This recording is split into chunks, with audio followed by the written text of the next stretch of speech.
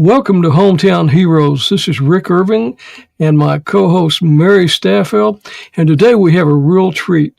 About 2 years ago, Lieutenant Colonel Bruce Stacy, United States Army retired, and a Vietnam War veteran who is highly decorated, was on our about our 12th podcast, and we have him back for some more stories.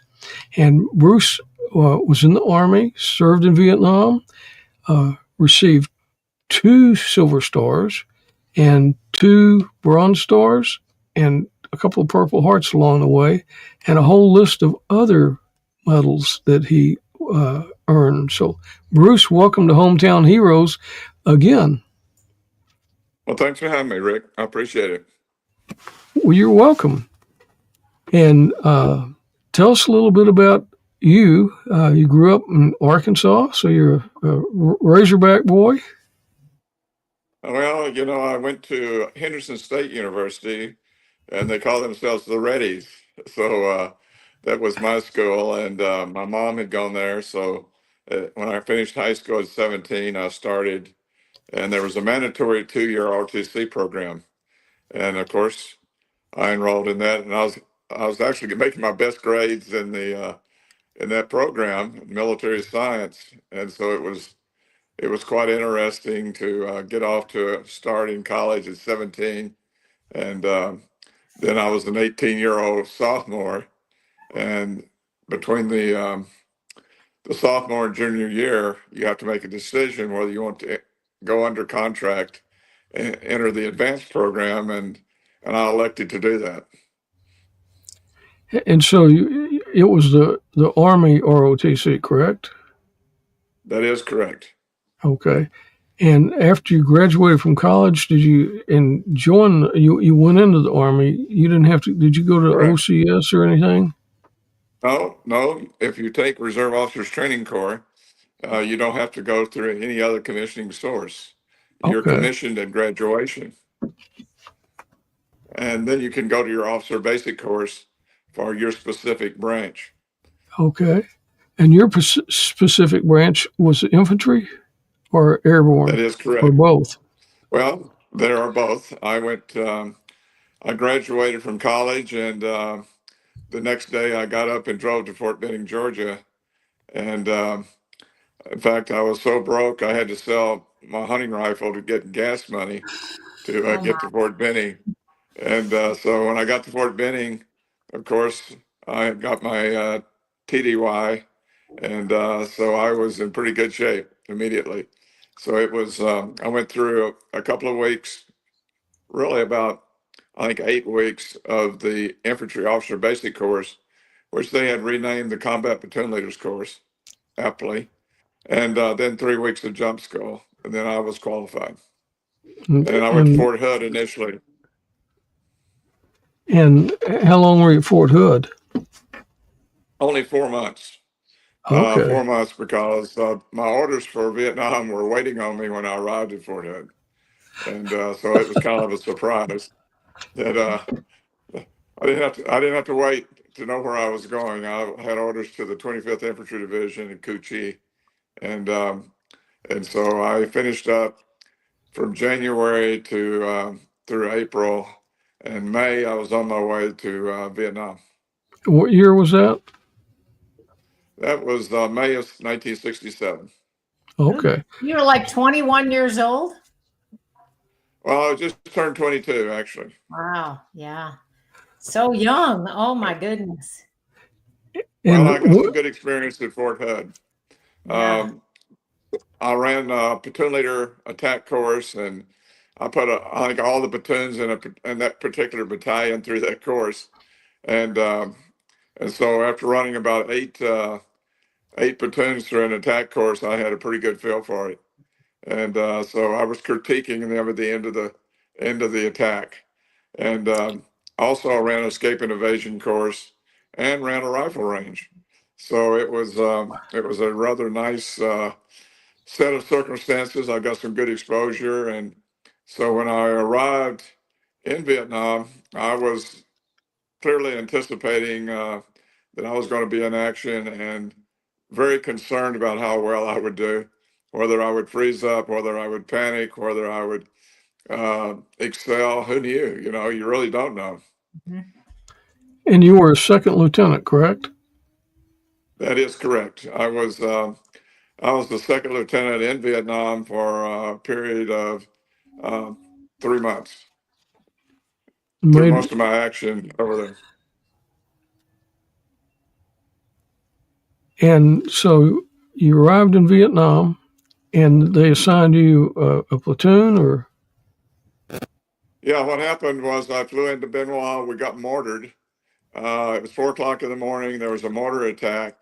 In fact, some of the people that just got off the airplane were hit.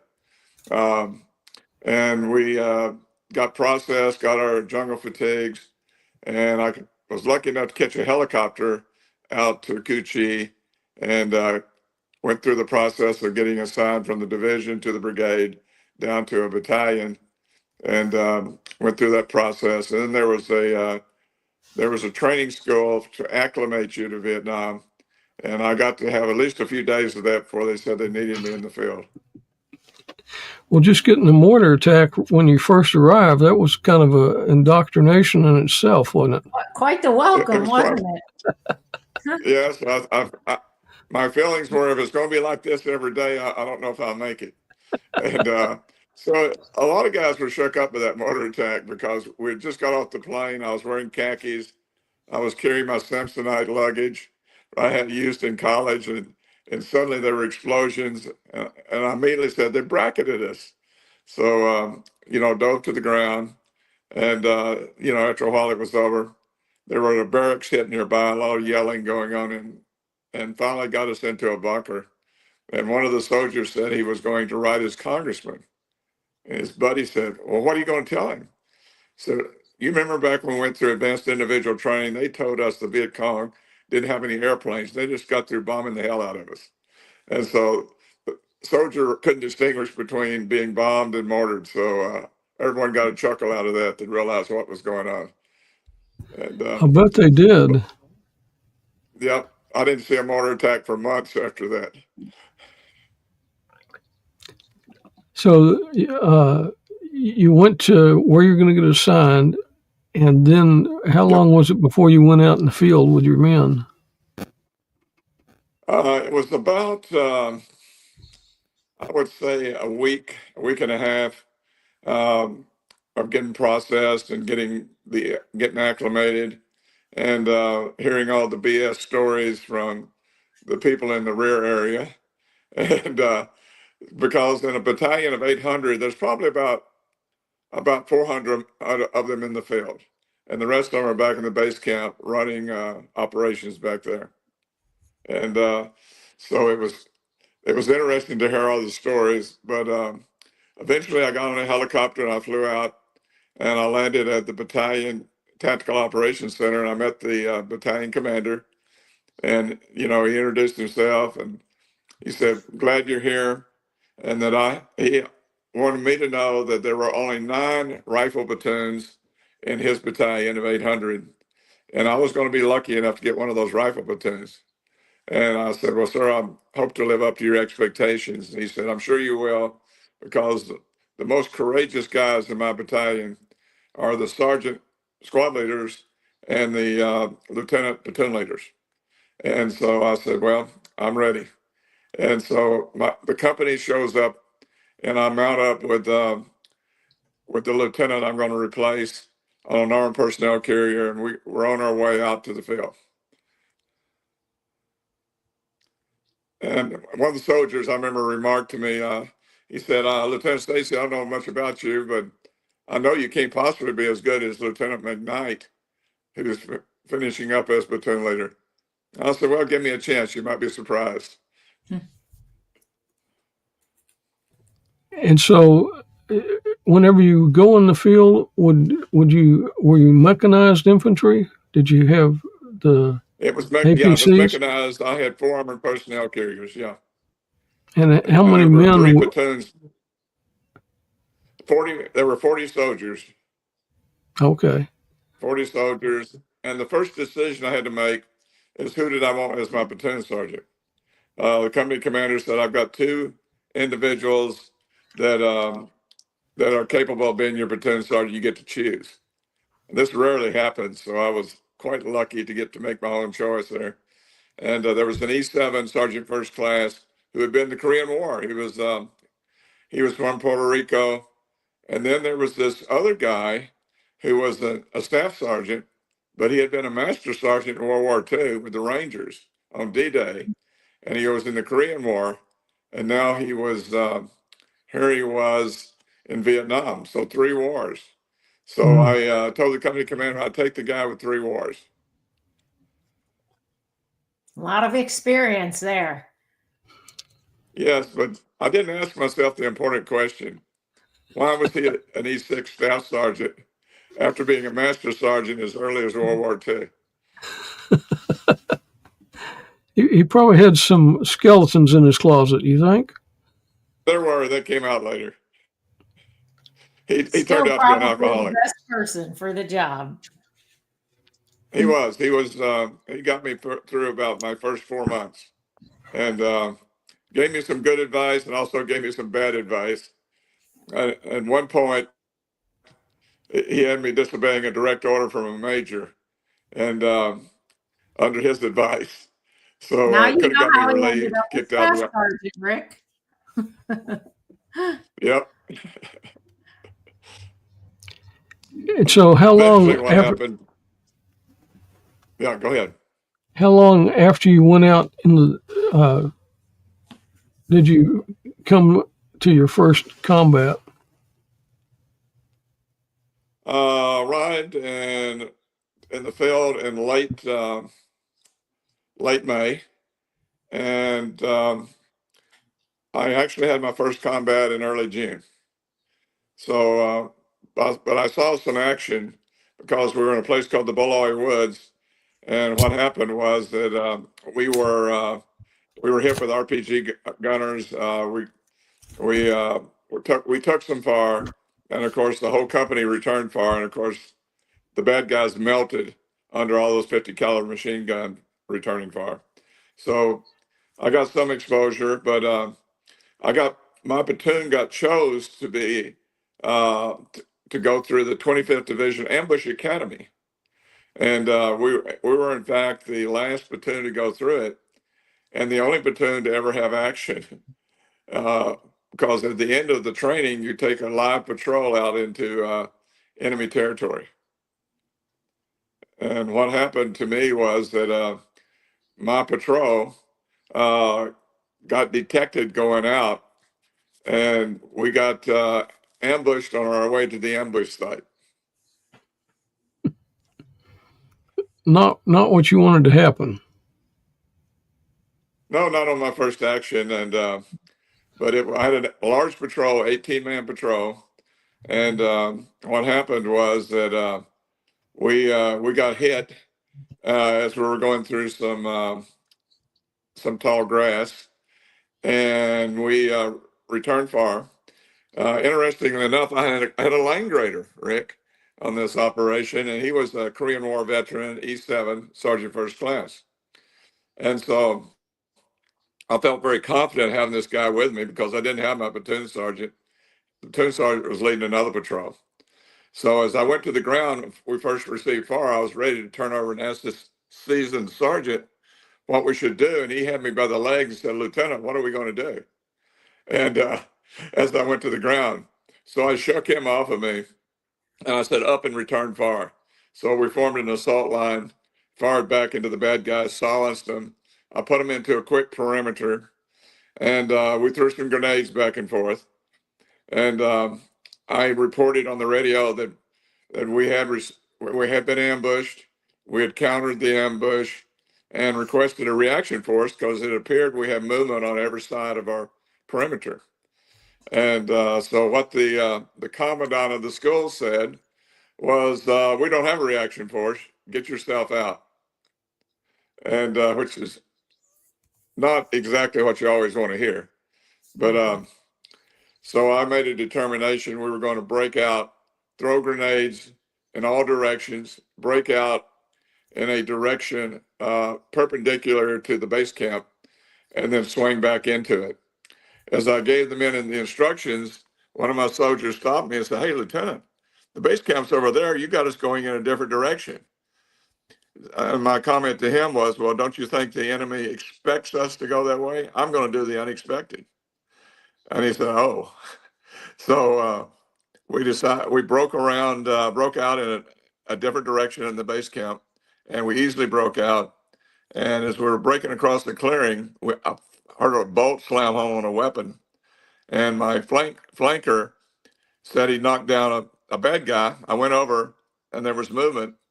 So I fired into the movement with my shotgun. I had the only shotgun on the trip, and what happened was the patrol broke and ran on me, and that's not what you want to see happen as a new lieutenant.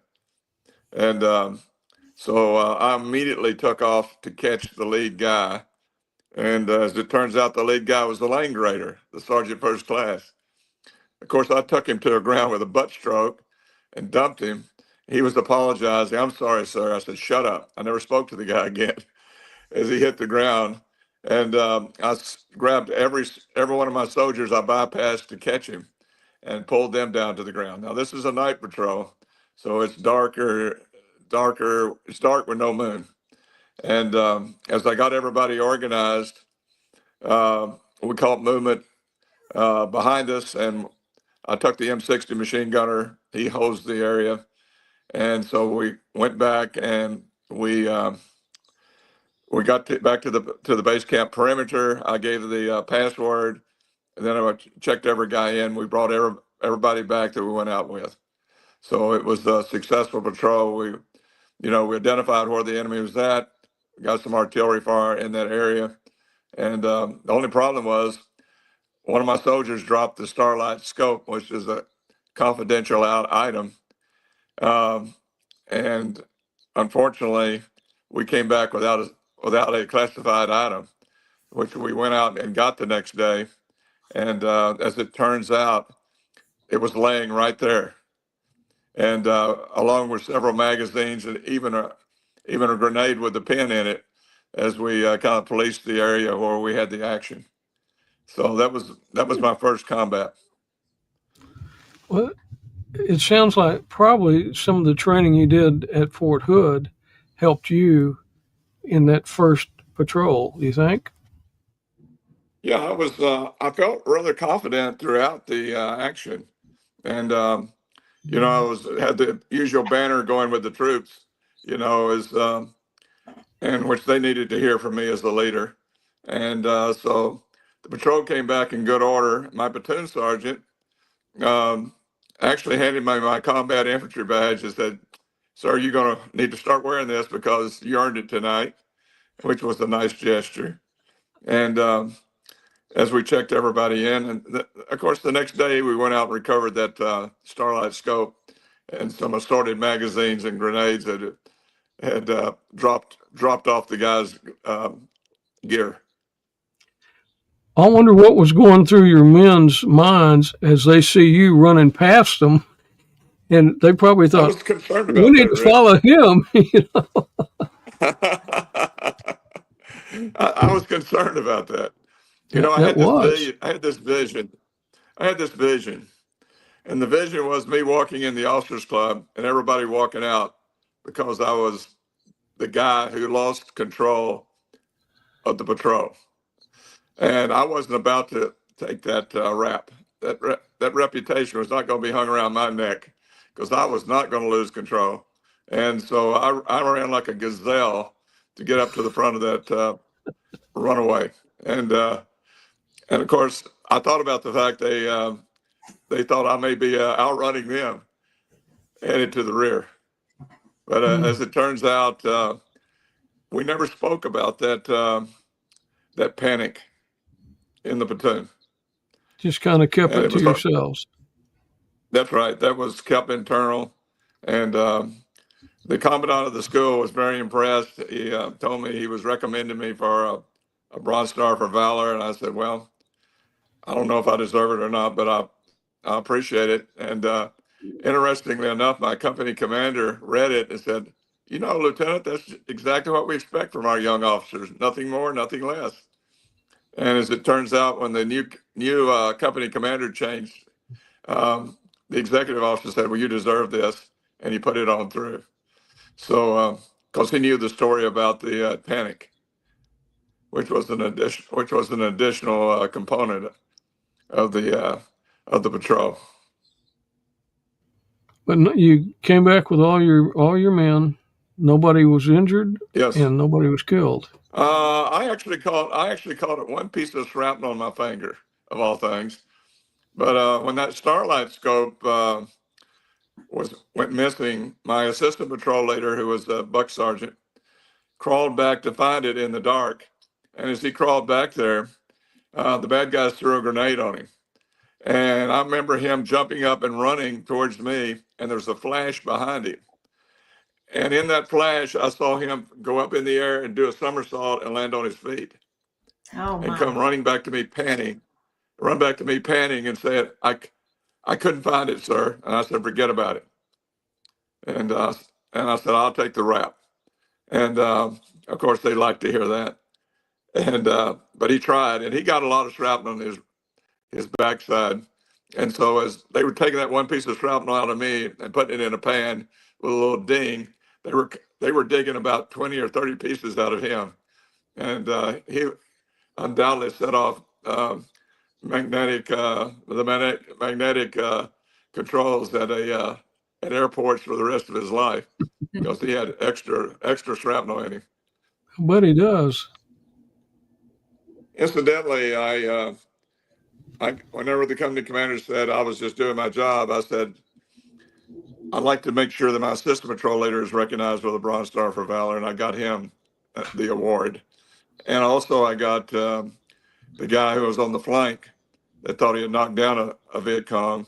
I got him an Army Commendation Medal with V device for Valor. So I got those two guys recognized. Of course, when it got back to my platoon that I had turned down my award and got two soldiers recognized, it went over real well. Yeah. Yeah, that was worth its weight in gold for certain, with those enlisted folks knowing you had their back.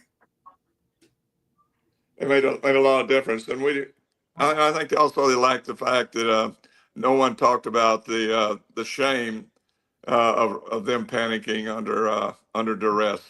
Yeah. Well, after you came back, then you would go out on normal patrols every week or every day, or how was your life over there? What happened? Yeah, what happened next was there was a land clearing operation, clearing foliage around a engineer company's fire base up on the Saigon River. There was a road that ran directly up to directly north-south. So we got the mission of going up and securing the plows that were clearing the land back.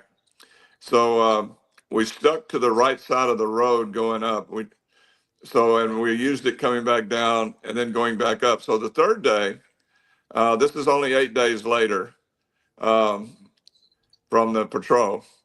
The third day, we finished up the job and we got ready to go back. As I looked back, Rick, something struck me, and it was kind of like an epiphany, if you will, that I thought to myself, we've set a pattern for 3 days going down that particular west side of the road. I'm going to switch sides. And my squad leader on my Army personnel carrier said, sir, I know what you're thinking, but we know there's no landmines over there where we've been traveling. If we switch sides, we don't know what we're going to hit. And as I responded to him, I said, Sergeant, I'm not worried about landmines. And I didn't say anything else. And I put them down the other side of the road. Well, my hunch was right, because there were 4 rocket-propelled grenade gunners perfectly spaced for my 4 armored personnel carriers. If we had stayed on that side of the road we'd been traveling, they would have engaged us at about 10 feet. They couldn't miss. But because I switched sides of the road, they all missed. They were long shots. One was so close it knocked the gas can off that was strapped to the back of the platoon sergeant's armored personnel carrier. So that one came really close. So what I'd rehearsed the guys to do was turn into the ambush and engage with the 50 caliber machine guns and suppress them. And once we suppressed them, we were going to move on them. And they executed exactly what I'd rehearsed them. So everybody stopped, swung left. All 4 armored personnel carriers opened up, and one jammed. The 50 caliber on my machine gun on my platoon sergeant's armored personnel carrier jammed. They pulled up an M60 machine gun from within the compartment, laid it across the barrel, and used that. But we moved really quickly onto the ambush, and we pretty much overran the ambush in quick order. And of course, that was a daylight ambush. And as we got up on top of the ambush site, that's really where your training with your team pays off, right? Because that's that muscle memory of this is how we do it. Yes. And so they don't have to think about it. They don't have to, oh, wait, what do I have to do now? So that's where that memory of that repeatedly, people wonder why in the military, why do you do these things over and over again? Well, because when it hits the fan, it's got to be instinctive. You have to know this is what we do. Boom, let's go. Right? Yeah, I was very unpopular when I arrived and told them I was canceling their day off so we could do battle drills, rehearsals. And they commented to me, well, sir, we know this stuff. We don't really need to go out and run through it. And I said, well, you may well. I said, but you don't know me and I don't know you. And have you ever heard of a new quarterback taking over a team and going on the field without rehearsing? Everybody looked at each other and shook their head no. I said, okay, I'm the new captain of the team here, and we're going to rehearse. And they grabbed and groused. But you know something? There was no grousing after that battle drill worked so well and no one got killed. And but the most important thing I did was decide to take an alternate route on the return to the base camp for that mission. Because if I'd stuck to where my sergeant had recommended, it would have been a disaster. We'd all got hit simultaneously, and the platoon could have got wiped out. Mm. But as it worked out, it worked perfectly. And as we got up on the objective, the ground collapsed underneath my armored personnel carrier. And I realized these guys are underground. They're in spotter holes. Hmm. So I told every armored personnel carrier to spin 360. And so we spun, crunched the ground down more on top of them. And then we continued. We pretty much, if they were in there, they were crunched. And we collapsed the tunnels.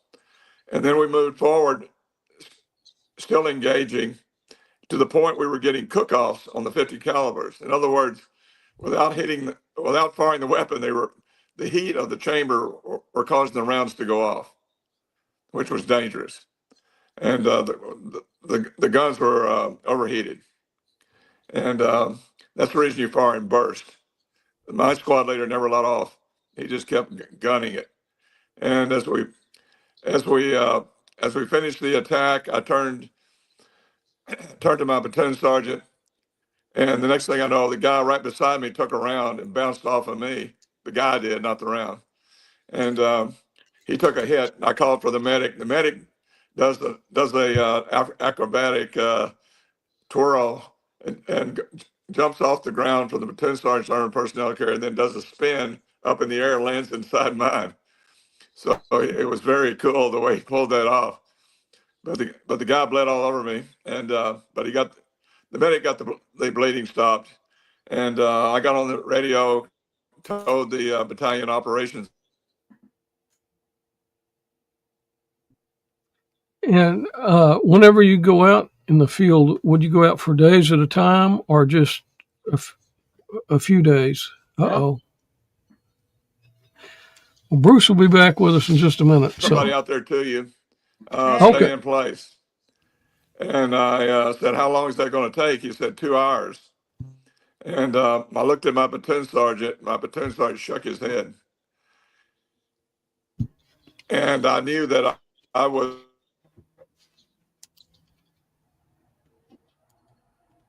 Oh, we lost the words. Bruce, we're having a little audio problem. Can you hear us? I'll bet the story's really good. I wish we could hear him. Hang in there, audience.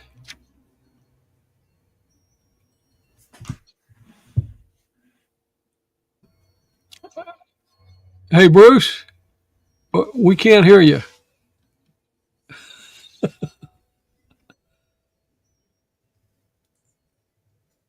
Can we chat with him? Let's see. Yeah, I think we can.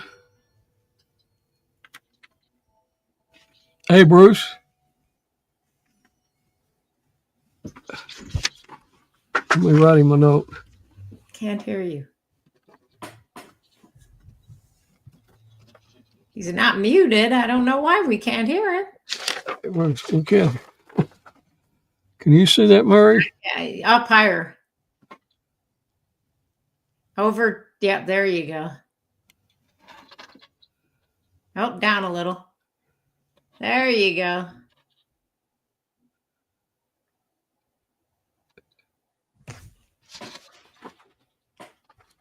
Something.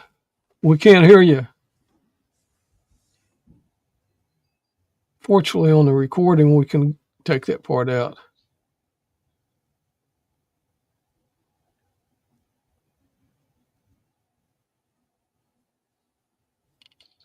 We suppressed the enemy fire, 50 caliber machine guns blazing. We went in. One of the 50 calibers jammed. The headspace and timing was off, but so they had to pull an M60 machine gun out of the interior of the armored personnel carrier, lay it over the barrel. But as we went in, we did overrun the enemy position, and we did crush some tunnels because the ground was collapsing underneath those heavy armored personnel carriers. So we accomplished the execution, and I reported back to the Battalion Operations Center that we had encountered an ambush, and we had countered the ambush, and the direction was to stay in place. And so at that point, my platoon sergeant said, "You got to get us out of here, sir." So we shot our way out, and I disobeyed a direct order to stay in contact. And my platoon sergeant's urging for us to get out of that kill zone. And when I got back to the base camp, which was a couple of hours, not a couple of hours, only a couple of miles away, I did get chewed out, and I knew I had it coming. But at the end of my being chewed out, I told the battalion operations officer, who was a major, I was the only officer on the ground, sir. It was my decision to make, and I made it. And that pretty much let the air out of his tires.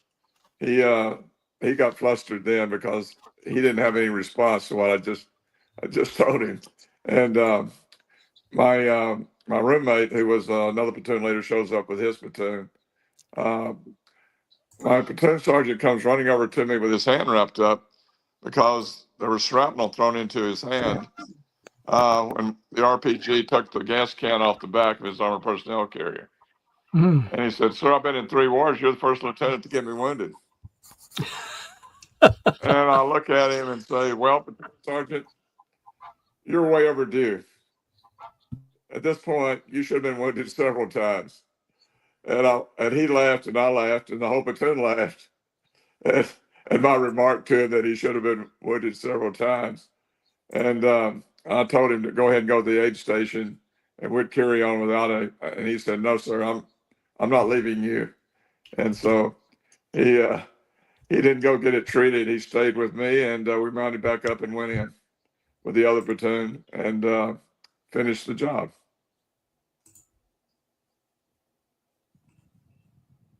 all in a day's work, Rick. Your men, they started having a lot more respect for you too, didn't they?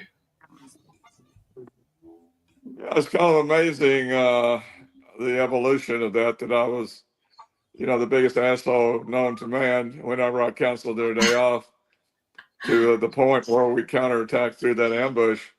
Suddenly they were coming up to see me and asking me to come down and have a drink with them at the enlisted club. And as Mary will tell you, that doesn't happen. No, it doesn't. That's for sure. Troops want to get away from it. And yeah. So I initially turned him down, saying I don't fraternize with the troops. But my roommate, who had gone to OCS, he'd been an enlisted man for several years, elbowed me and said, "You got to go." He said, "I'd give anything if my men would ask me to have a drink with them." And so I went down. I held court with the guys in my platoon. We had a great discussion. I thanked them for their courage in that fight, and they thanked me for taking them through the fight. So they liked that. Soldiers yearn for discipline. Yeah. Soldiers yearn for someone who can deliver. That's not just an officer in name only, and they recognize that my tactical skills was exactly what they needed, and I was thankful that I grew up in the woods in Arkansas and I could handle the tactical situation pretty much with ease, because I paid attention in class when we talked about small unit tactics and land navigation, and all those skills came into play.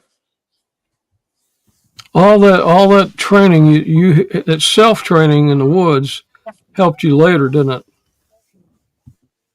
It really did. Growing up hunting and fishing outdoors, understanding how to use terrain to your advantage. And I was also on the university rifle team for several years when I was in college. So my marksmanship skills were good, but for the most part, I was controlling my men's fire. I wasn't firing my weapon. Actually, in that attack, I was firing over the head of my driver, and he turned and gave me a dirty look because I was shooting about 6 inches over his head. And so I ceased fire when I got the dirty look from him. So he's probably my getting. job was to control the. Yeah, he's probably got disability percentage for hearing.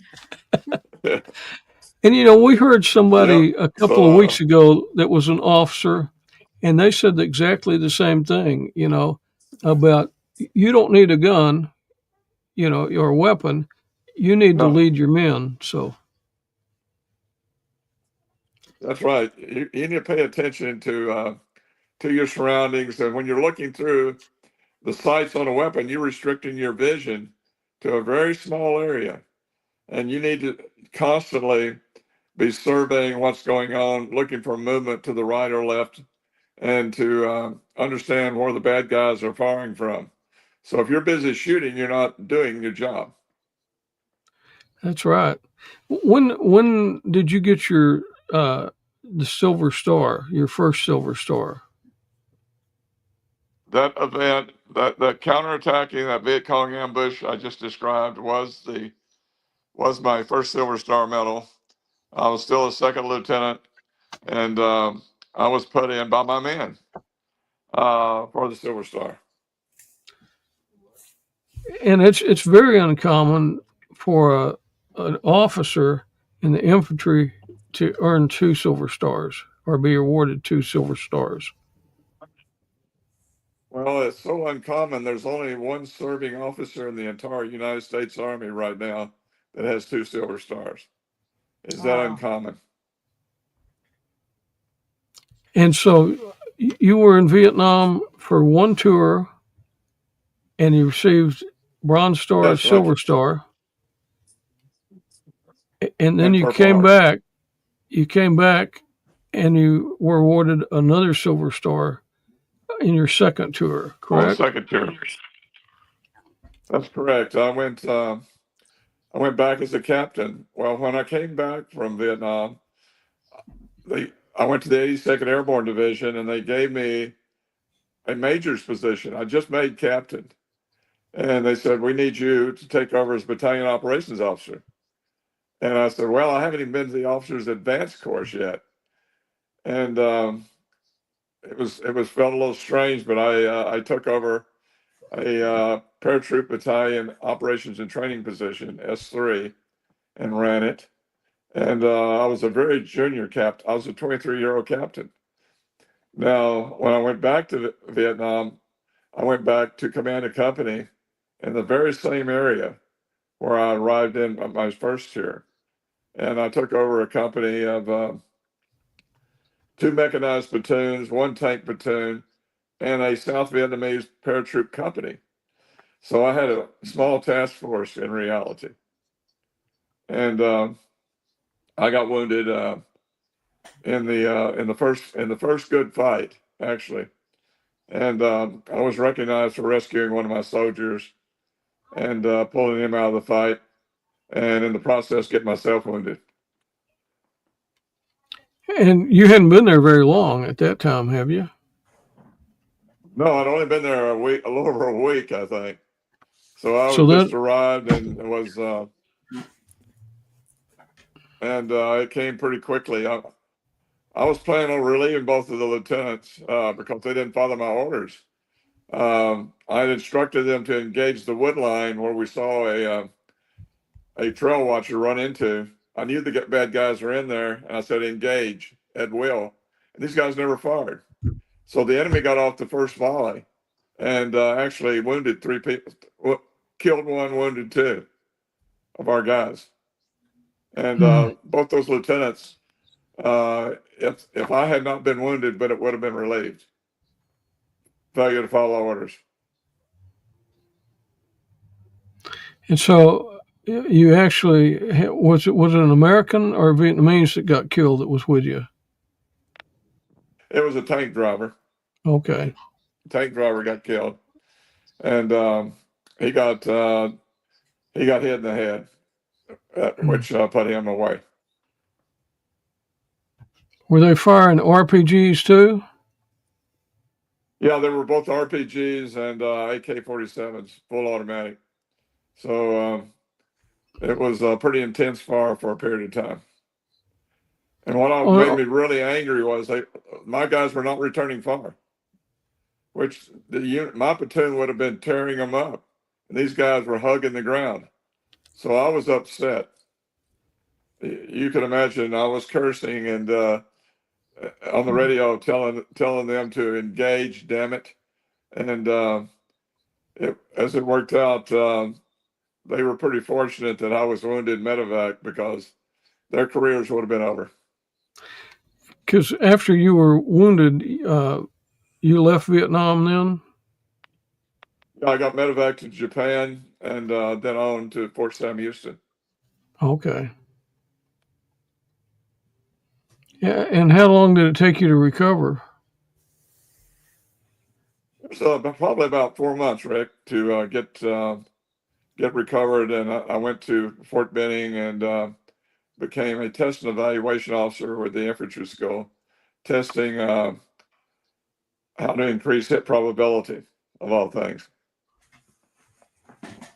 So after you left Vietnam and recovered, then you continued your career for another 20 years or so, or how long were you in? Yeah, almost. I was in slightly over 20. And yes, I went to Fort Benning. I went to the advanced course, but I had a few months where I had a really interesting job, increasing hit probability. And I came to the realization that most of the fights we were in Vietnam, there were no visible targets. So how do you engage a target you can't see? So I did some pretty deep research. And in fact, I received an Army Commendation Medal for just for the research I did there in a couple of months about how to engage targets that are not visible by sound only. And I ran several experiments with soldiers that were fresh out of training. And I discovered most of them didn't know what the hell to do if they couldn't see the target. That's pretty important because especially at night you hear the sound, but you have a fear that might be friendly people. You don't know, Rick. Because you don't want to. You don't want to. You get where you. Yeah, you don't threaten. You don't be guilty of fratricide, shooting your own folks. And but let me tell you, at night you get the muzzle flash. Except the M79 or the M203 grenade launchers have no signature. No signature at night. So there's an advantage to using them at night. Because, in fact, the best shot I ever did in Vietnam was at the bunker line. I was officer of the day, and it was middle of the night, and I was going out checking the soldiers on the perimeter of the base camp. On a still night, a flare went off.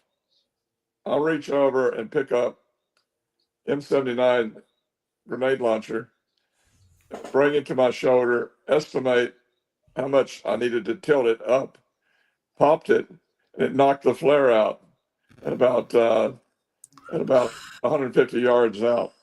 Wow. And immediately the soldiers gasped that I was able in one shot to knock a flare out.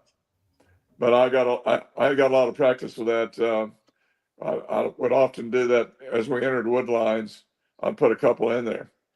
And so that was probably one of my best shots. Wow. So, as you continued your military career after you left Vietnam, it brought you to Fort Worth after a lot of traveling in different places of the world. Yes, it did. I was coming back from 3 years in Germany with NATO over there at Wiesbaden, and I was assigned to be the commander of the TCU Army ROTC program. And I had made lieutenant colonel in Europe, and so I think I had about 18 or 19 years in at that point. And so I was able to put my thumbprint on a lot of young cadets at TCU and get them oriented in the right direction. So the program was pretty much recognized as the best in the nation as we developed it. Also, I took 9 airborne qualified cadets back to Germany on spring break, and we parachuted with the West German Army and skied Berchtesgaden, and so it was quite a trip. That was a good trip for ROTC people. Yeah. Oh, you got your jump wing. You have your jump wings with several other countries too, don't you? Besides just the Germans. I have the Canadian jump wings. I got those in Edmonton, Alberta. Before I went to Germany, I was with the 82nd Airborne and 18th Airborne Corps, and I had the opportunity to go to Canadian Jump School at Edmonton. And so I went up for a week and made 5 jumps on frozen ground with those guys. One thing I admire about you, Bruce, is even though you aren't part of the ROTC program now, being employed there, you still have contact with the ROTC program, and you do a lot to give those ROTC candidates different experiences because, on our Fort Hood trips, you've taken them there, you take them to other events so they can get that exposure, which a lot of college people don't get, especially in the ROTC program. That's very true. And you have some ROTC cadets that went on to have time in service, and now they're back in Fort Worth doing some good work. So, yeah, amazingly, some of them wound up outranking me. I was one of them made Major General, and several made Colonel. So that's good. It was, yep. I felt really good about producing some good leaders for the Army, and of course, with a lot of the things that you and I are doing with the Fort Worth Airpower Council, we have an opportunity to incorporate them in, or they get some exposure. And in fact, we've got something coming up on May the 8th called Vietnam War Stories, right? That's right. And it was in April of 1975 that Saigon fell, correct?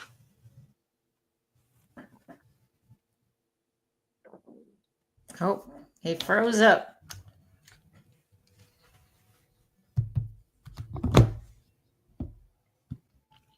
We had a little technical difficulty with Bruce. He was using his phone, but he was talking about May 8th. We've kind of got a joint Vietnam War stories with Fort Worth Airpower Council and with the Fort Worth Airpower Council, with Roll Call, with Freedom Mobility Foundation and Airpower Foundation. And we are going to have a very good time. We'll have about 4 Vietnam veterans.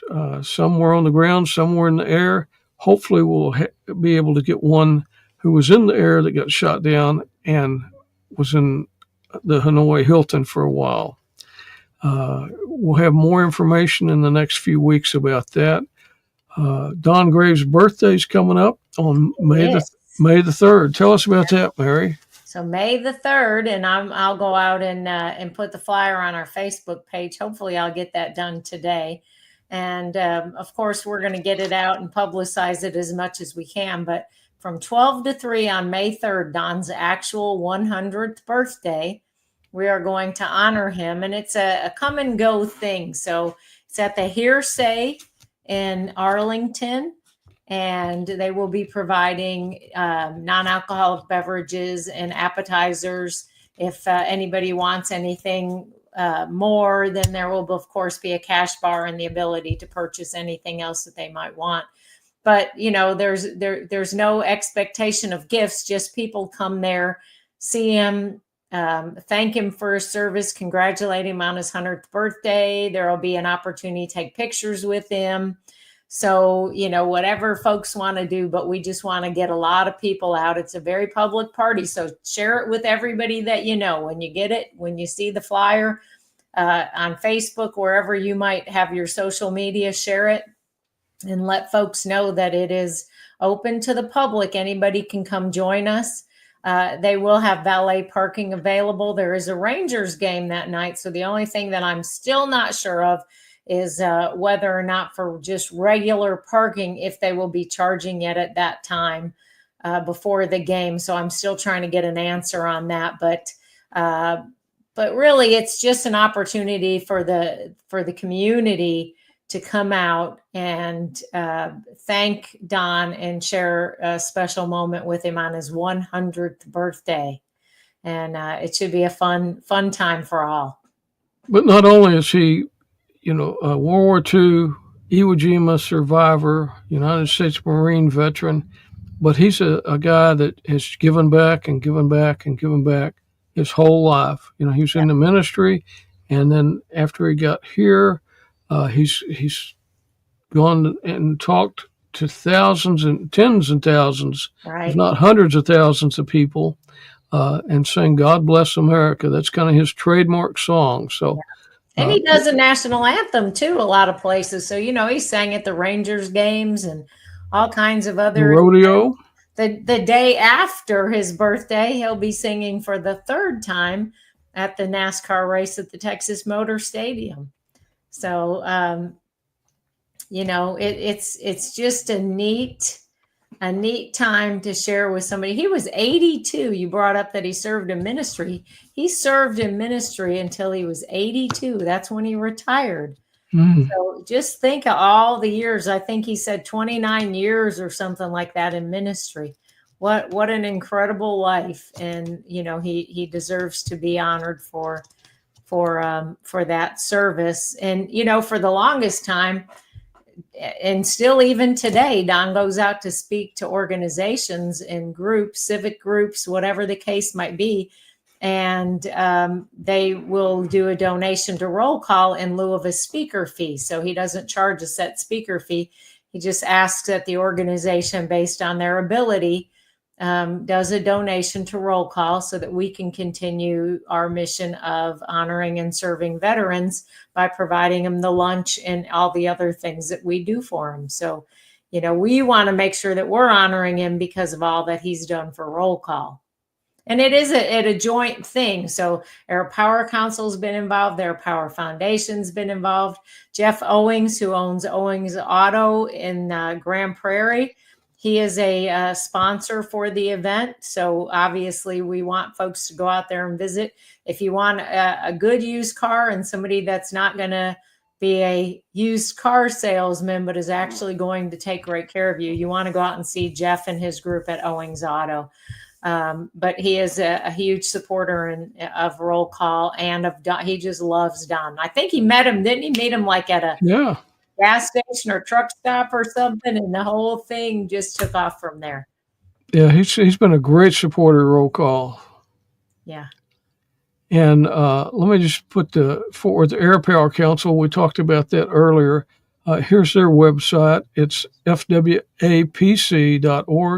And you can find out more at the Fort Worth Airpower Council about some of the things that are going on, about our mission to help the families and the military at NASJRB. And we do I think we do a very good job at keeping our finger on the pulse of all the different organizations out there, because we have a few Army people, but we have a lot of Navy people, Air Force people, and of course Marines out there. So I don't know if we have a Coast Guard out there, but there may be a Coast Guard. Yeah, I don't think any Coast Guard, but the Army is their footprint is getting a little larger out there. So that's a neat thing to see. It is. And roll call is coming up. Here's roll-call.org. The reservation line is open, so you can go to the rollcall.org. There's been an email sent out saying it's reservation time, and go on there quickly, because in another 24 hours, there's not going to be many reservations left. Right. And who's going to be the speaker this? Well, we aren't have a speaker this month. Right. We're not going to have a speaker because we're doing a Vietnam veteran pinning, our last ceremony. This is the 50th year, and since Vietnam. So we are following through with that commemoration that's supposed to end after this year. So this will be our last major pinning ceremony. And right now, I think we're somewhere around 70 Vietnam veterans who have not ever been pinned who will be pinned that day. So if you're a Vietnam veteran and you have not gotten your pin, then this is an opportunity to do it. But you'd have to reach out to us in advance. You can't sign up that day. If you're not on the list when you get to the luncheon, you're not going to get on that list. And that's Vietnam veterans and Vietnam era veterans. Right. Anyone who served, I can't remember the dates, but it's a very long period of time. And, because not the Vietnam era veterans, those that didn't serve in combat, they still did their part and they still received some of that same harsh treatment.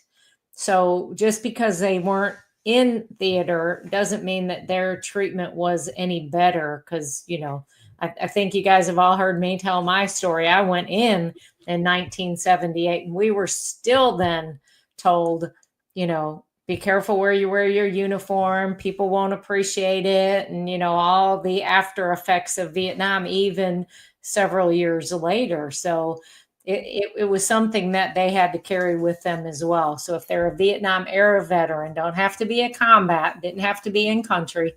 And if you haven't gotten pinned, we need to hear from you soon, because we would need to get you on that list, and you'd need to get an RSVP in the system.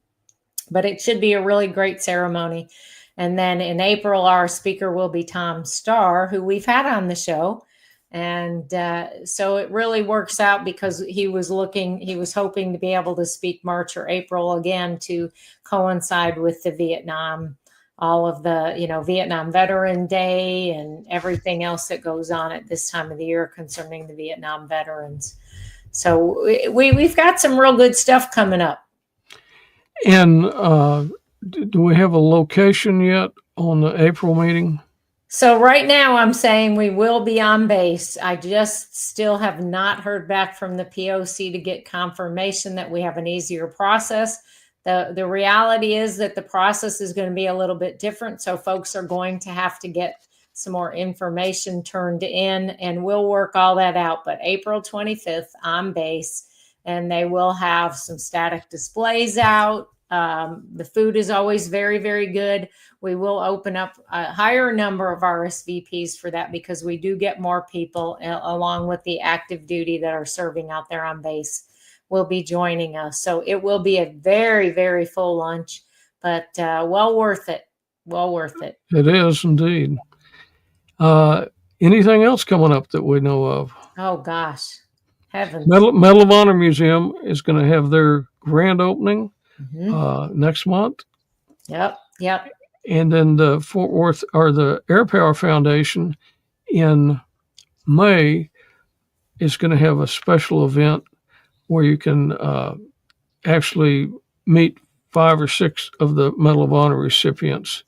And it'll be a nice event, and we'll put some information up about that as well. Yeah. So, and there's so I was trying to find the dates for the now I can't find them. There are I think 3 or 4 days right there, and we put them in our newsletter. If I could find our newsletter, I could tell you. But there will be 3 or 4 days that if you are a veteran, and I'm sure that if you've got family members that you typically take with you places, I can't imagine that that's a problem to take them with you, but you can bring them with you to the event, and it is free those first couple of days that they're open for veterans to come out and tour the museum. So really you want to do that. And I'm looking, but I can't, not finding the email. I'm sure that I can share it online again, and we can share it via all of our social media just to make sure everybody knows those dates. But if if you're not a Cornerstone member, if you don't have anything else and any other way to go for free and you can't afford to go, then this is a great opportunity, right? Go out and view the there it is, the newsletter. Let me find it. And then of course we have the Vietnam veteran car rally. So there's a car rally on the 29th. In addition to on the 29th, the commissary there will be a ceremony on base for those Vietnam veterans that still need to get pinned. Let's see, March 25th through 28th, all veterans in active duty can tour the National Medal of Honor Museum. So it's another great opportunity to get out there and tour that. And Mary and I have both been able to go out during the construction of the museum and just see the awesomeness of it, because it's not just a little bitty museum with a couple of rooms. It's going to be a magnificent place that they have to honor our Medal of Honor recipients. For sure. Yep. And then you've got the Silver Dollar Classic Car Club. They have a car show, Vietnam Veterans Day car show, Eagle Mountain Marina. And that is Saturday the 29th, starts at 9 o'clock. So another opportunity to go out and get involved in the community, do something there that you might be interested in. And then what else do we have? We have Hops and Props on April 26th. We can talk more about that in the weeks to come. So there's lots of stuff going on. A lot of things in the Dallas-Fort Worth area. So, yep, no need for anybody to sit at home being bored, and not most of this stuff costs you absolutely nothing. So we really strive to make sure that anything that we are putting out there is stuff that our veterans can go enjoy for free, because we do know that a lot of our veterans aren't in a position to just, they don't have disposable income to just go do fun things. Sometimes all they're doing is trying to keep a roof over their head and the bills paid. And one thing about roll call, and I've heard over and over, is that veterans didn't ever tell their story until they came to roll call and started hearing the other veterans tell their story. And then they started sharing their story with their families, with others on podcasts like this, and then as speakers at roll call too. So, just a few weeks ago, we had Bill Pugh on, and he said that exactly that he just never talked about it. But he started going to roll call, and roll call just gets in your blood, doesn't it? It does. It does. Hard to walk away from. And it's kind of a family deal too, because we've had those veterans that whose some family members would come with them, and then those veterans passed away, and their family members still come and still be part of the fellowship. And then we have people that are non-veterans that are just great supporters. We have a good core of those people who love to honor our veterans, and they are the worker bees that come out there and work behind the scenes to make roll call a meaningful place where veterans can come and have that camaraderie and be honored. So for sure, I think we always say we have the best volunteers in the world, because they're there every month. They get there early, they stay late, and they just wrap their arms around the veterans and just love on them and serve them. Because, for folks that haven't been to a luncheon, there's not lines. Like, people aren't getting up and getting in line to get their food. There are volunteers that put plates in front of them. They fill their drinks. It is just a really neat experience for folks that haven't been in. And it doesn't cost anybody a penny to join. Doesn't matter if you're a veteran or not. It's free to join. And the only thing that we ask is the non-veterans contribute the $15 cost of the meal. That's it. That's all we ask. And if they can't, if they say, hey, I want to be there, but I absolutely can't do that, then so be it. But we raise money to feed the veterans as a free veteran luncheon. So we do ask that those that can do contribute that $15. And on our website, roll-call.org, there is a place that you can make a donation, and you can have a donation taken monthly. We just started a new campaign to sponsor a veteran. So Debbie will be rolling that out, our new director of fundraising. She's going to roll that out to where folks can say, I want to sponsor one veteran a month, or I want to sponsor two, or however many they want. And we could make it where it's different tier levels. I mean, if you want to sponsor a veteran like me to have steak and lobster, we do that. Or if you want to sponsor a veteran that just wants a hamburger or a bologna sandwich, we've got different levels. Oh, geez, Rick. but do check us out, whether you're a veteran or just interested in seeing about the veteran community and what roll call has done for our veterans, because it's not just a luncheon, but it's just a 365-day deal that we're actively involved in the lives of our veterans. We take them places, we have things for them to do, and we just are there to support them. So, yeah, it's a great organization. Yeah, absolutely. We had a good show, had a very highly decorated Vietnam veteran, Lieutenant Colonel Bruce Stacy, 2 Silver Stars, 2 Bronze Stars, 2 Purple Hearts, and a whole host of other awards that he earned. And I'll have those listed in the description for the podcast. So we just thank you all for being part of this podcast, and we'll see you next week with another good episode of